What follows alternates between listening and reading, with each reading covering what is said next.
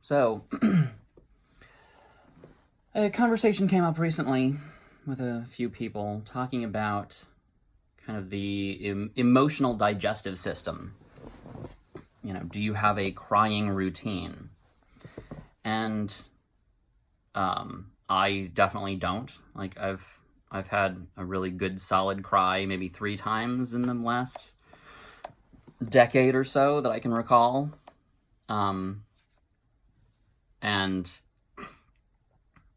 But some people I know cry much more frequently and very intensely. So one thing that comes up is, what's the point of crying? Why do we do this? Do we want to? Do we need to? What's going on? And if you think about it from a personality standpoint, you've got kind of two ways of making decisions, 2 ways of thinking and processing. One is logically and, does it fit? Does it work? And the other is not illogically, but more based on priorities. Is this high priority? Is this low priority? Do I like it? Do I hate it? Do they like it? Do they hate it? Etc. And that prioritization kind of action taking, decision making is linked with emotions. So depending on how your personal feeling function is wired, whether it's more direct or more indirect, whether it's more solid and shoving out, or whether it's more flowy and moving around, pushing in, definitely affects how you are going to express emotion and how you're going to feel emotion. Some people are very good or very practiced at controlling their emotions. For example, when I was a little kid, I cried too much. It was too easy for me to cry. It was embarrassing. And so I decided very early on that I was going to control that, and I was going to stop myself from crying. And then I got too good at that. I made it so that it was hard to feel my own feelings at all in any respect. Because as soon as I felt an intense feeling start to rise, I would do something. I would take some action or shift my focus or shift my attention or do whatever, physically leave the room, whatever I had to do in order to stop that, because I absolutely would not allow myself to cry. But then getting to know Objective Personality and David Shan and really spending some time processing and considering how other people approach emotion and how other people process emotion, I realized that I wasn't being fully human. I wasn't fully embracing my humanity by leaving such a huge chunk of reality closed. And so I did some work to kind of get in touch with my own feelings and kind of uncorked a huge explosion of raw emotion. Because before, I would only really show my own emotions if it kind of was suddenly, imagine a dam and there's lots of water coming in.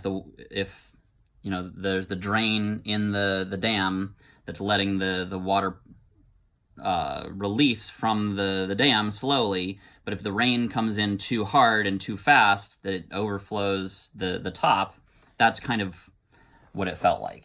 Is just like I'm trying to use my normal coping mechanisms to release this slowly and gradually and redirect, but it was just too much, too intense.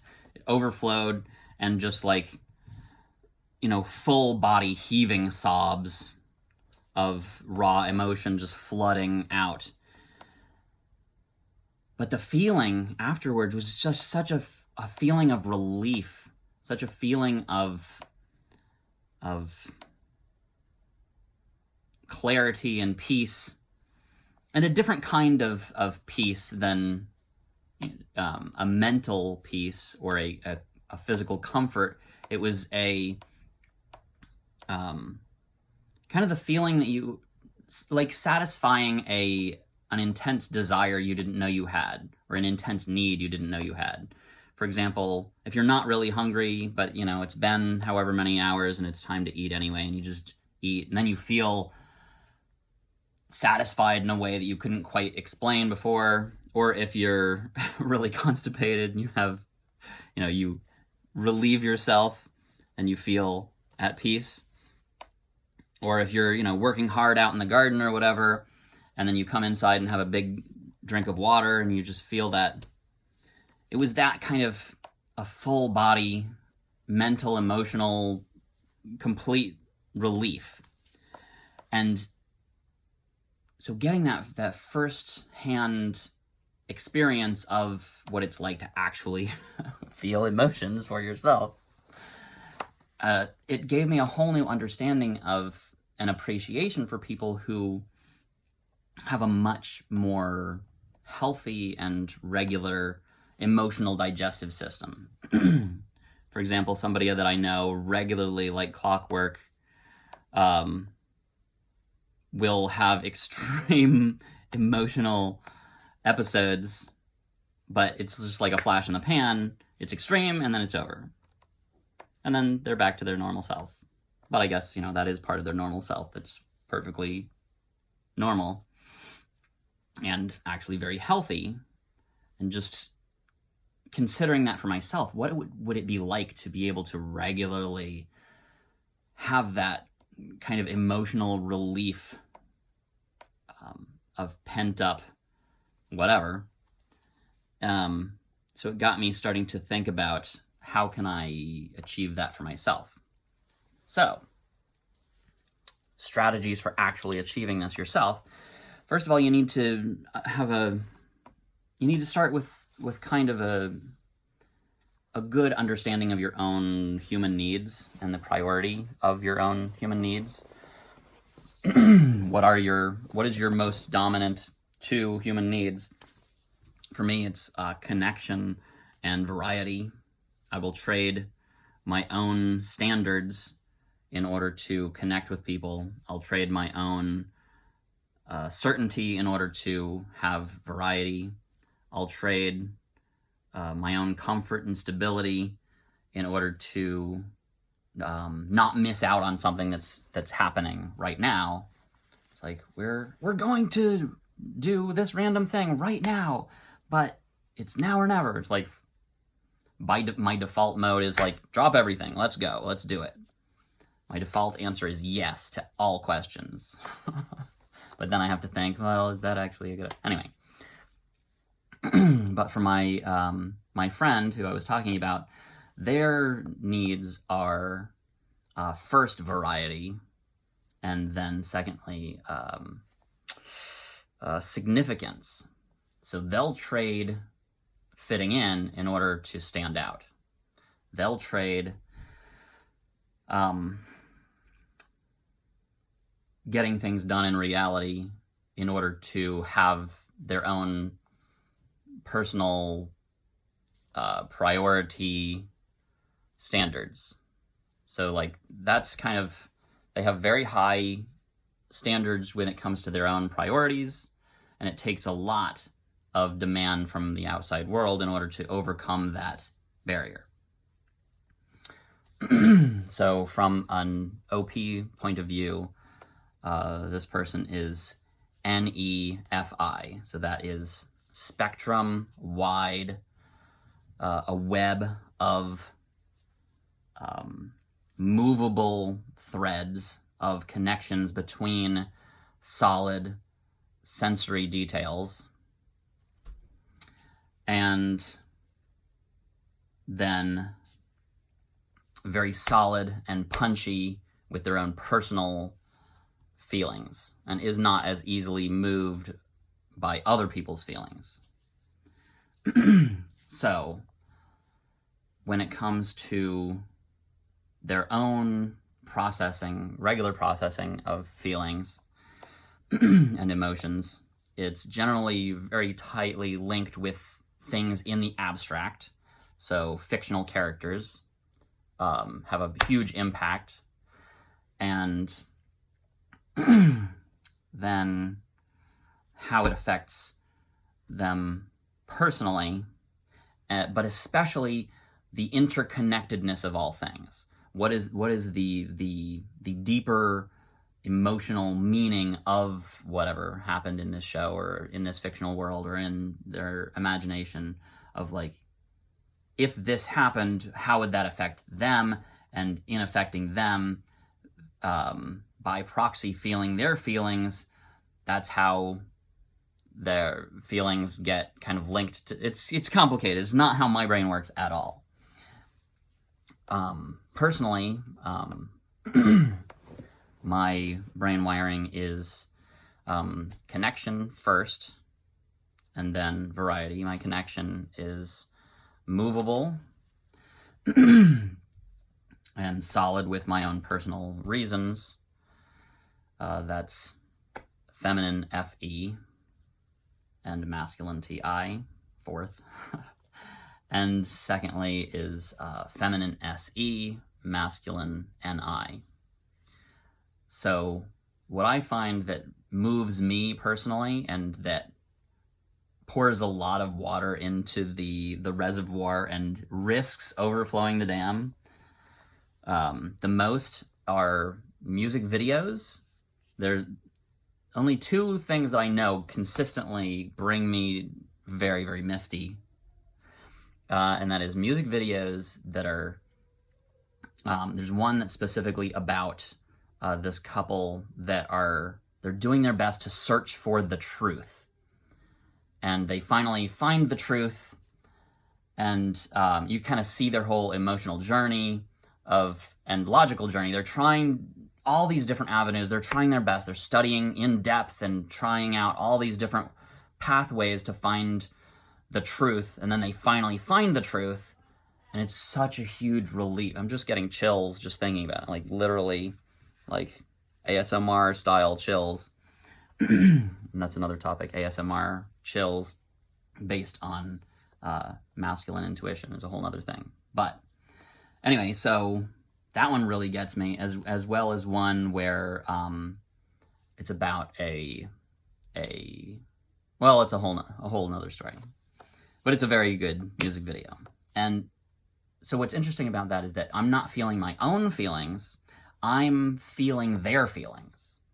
So seeing them go through their emotional journey and imagining what emotions they would have. I mean, I know they're just actors, and they're not professional actors or anything. They're just, these are music videos that are just made by volunteers. They're good quality. They're great quality, I think. But it's still, it's not. You wouldn't logically expect that to have such a huge impact. But for me, it's just like imagining that journey. So that's the masculine N and imagination.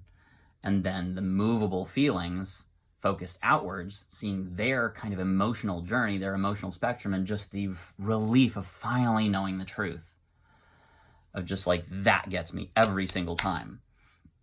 I always resist, because it's usually, around other people, and I cannot allow myself to cry around other people. I'm working on it. I successfully did it once without being too ashamed of myself. That's another story. But, so you've got to find what does it for you, what really pulls at your heartstrings. So, I know I'm preaching my saviors here, just like consume a variety of content and just pay attention to your own feelings. That's not a thing that I excel at. I tend to focus on other people's feelings and my own thoughts. Focusing on my own feelings is not something that comes naturally, and it is rather draining when I do. But when I do that and I pay attention to how I'm actually physically and emotionally responding to something, because emotions really are a very physical response, or it feels like that anyway. I don't know physiologically how it technically works, but whatever.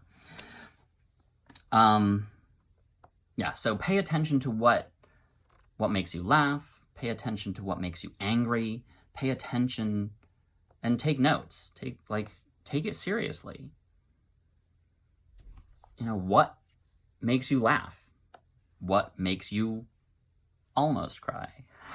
What makes you serious? And what is not a big deal to you at all?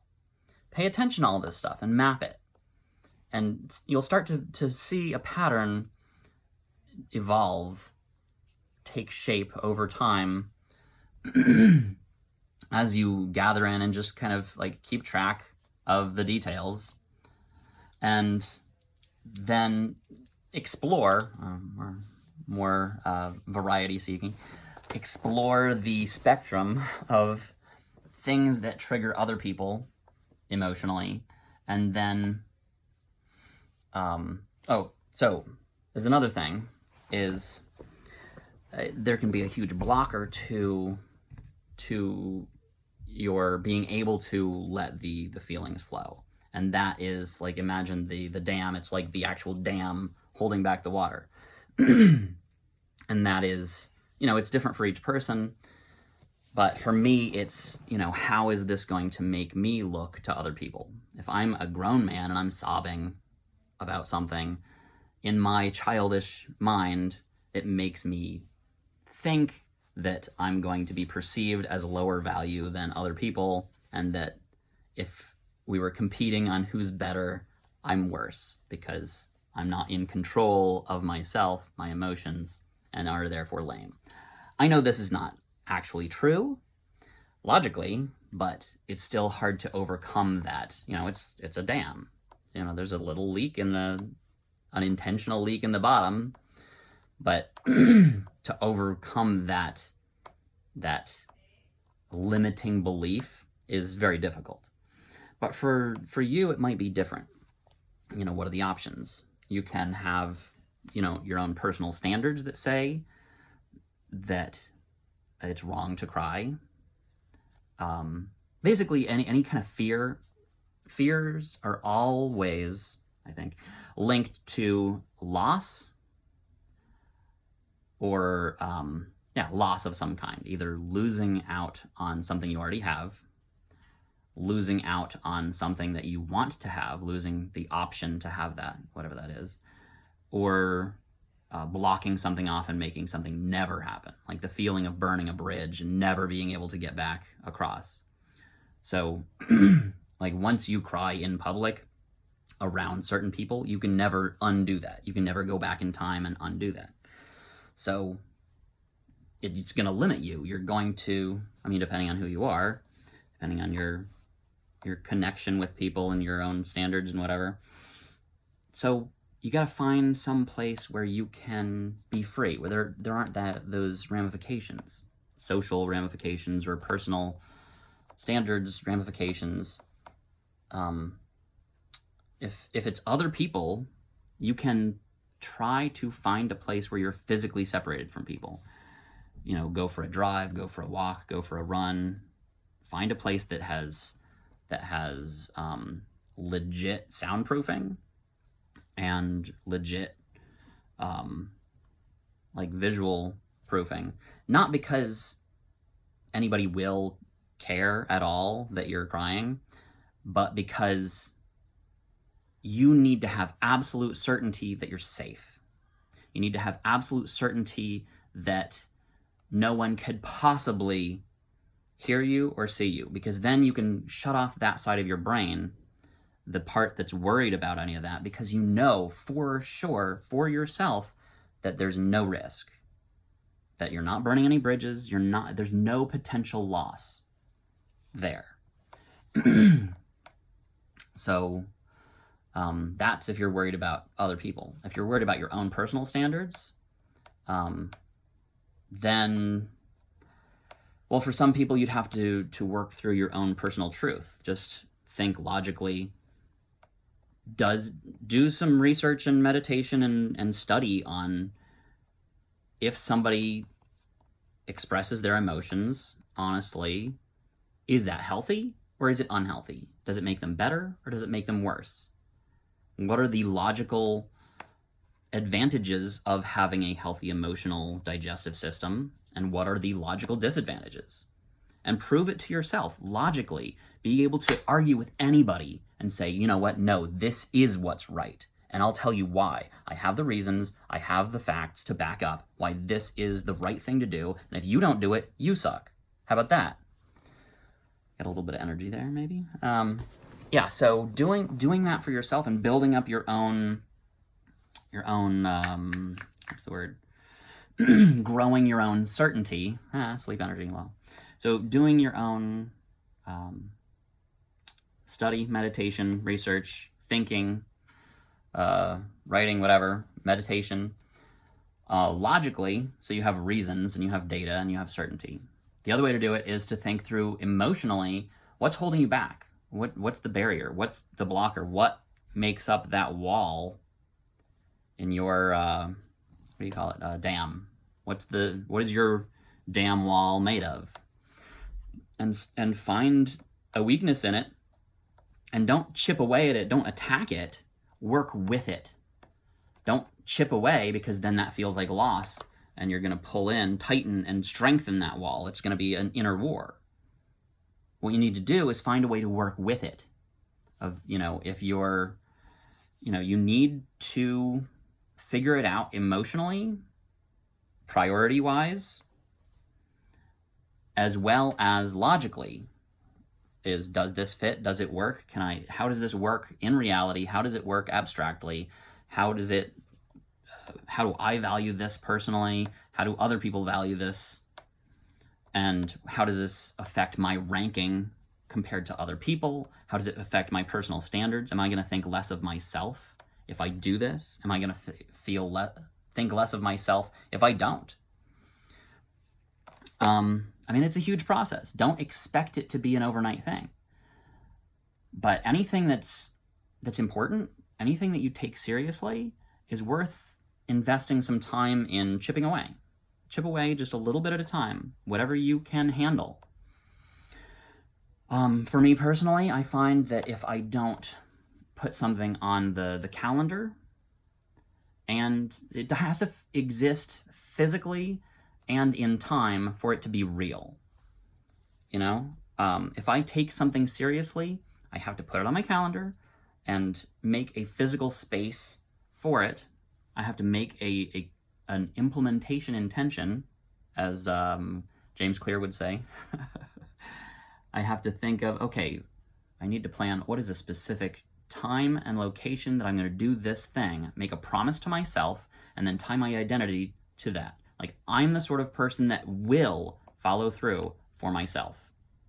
Because if I don't, I suck, according to me and data. But if I do follow through and do this thing that I promised myself to do, then that means I'm awesome, according to me. And that then you start to build self-respect and self-trust, that I can rely on myself to do what I promised myself to do, because I care, because it matters to me, because of reasons or whatever, or because I value it, or however your brain works. Anyway, that's all I got. My brain is gone. So I guess now it's time to dance. TikTok bro.